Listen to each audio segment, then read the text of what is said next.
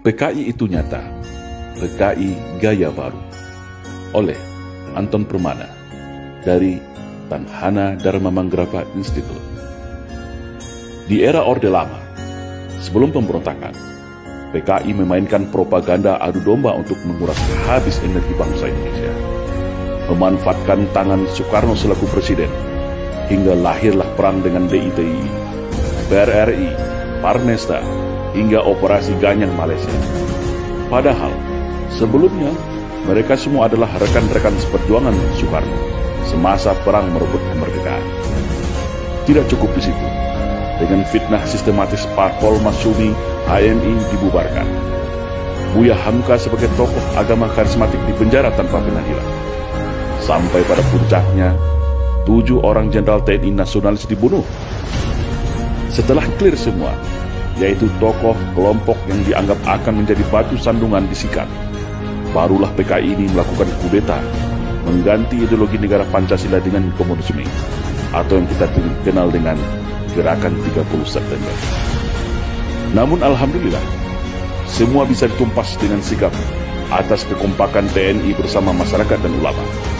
Rakyat bersama TNI, ulama, kiai, santri, GP Ansor, PII, dan para pemuda mahasiswa nasionalis baik dari kami dan KAPI bersama-sama bahu-membahu menumpas PKI dimanapun mereka saat itu berada. Namun hari ini mereka bangkit kembali dan sudah tampil di mana-mana, tentu dengan persiapan yang lebih matang.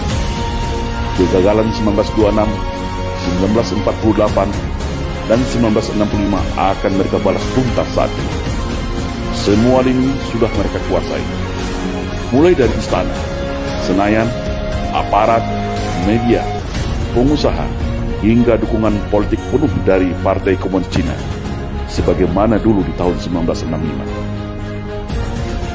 Kekuatan utama yang dianggap ancaman sudah mereka eliminir. TNI sudah mereka lockdown melalui Undang-Undang Nomor 34 Tahun 2004 sehingga tidak berkutik lagi. Agama Islam sebagai mayoritas di negeri ini telah mereka nistakan dan framing seolah jahat menakutkan dengan isu radikalisme dan anti kebinekaan. Ulama vokal Habib Rizik Syihab juga sudah mereka isolasi. Ustadz Alfian Tanjung dan pakar dalam hal komunisme sudah selesai mereka penjarakan. Ormas Islam yang besar-besar sudah mereka susupi dan pecah belah. HTI mereka bubarkan. FPI menunggu waktu.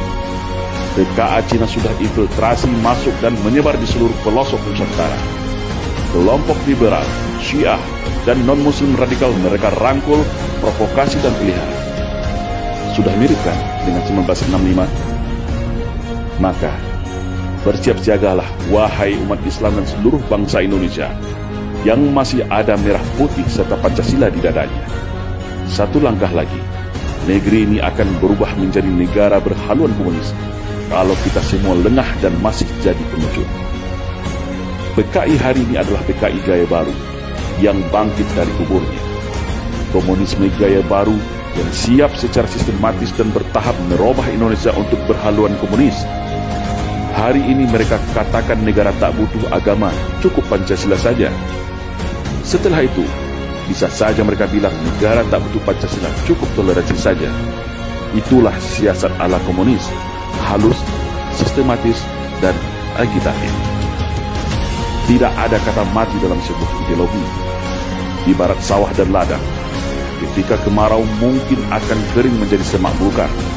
Tetapi ketika kembali disirami air, diberi pupuk, maka padi dan tanaman itu pun akan kembali tumbuh dengan subur.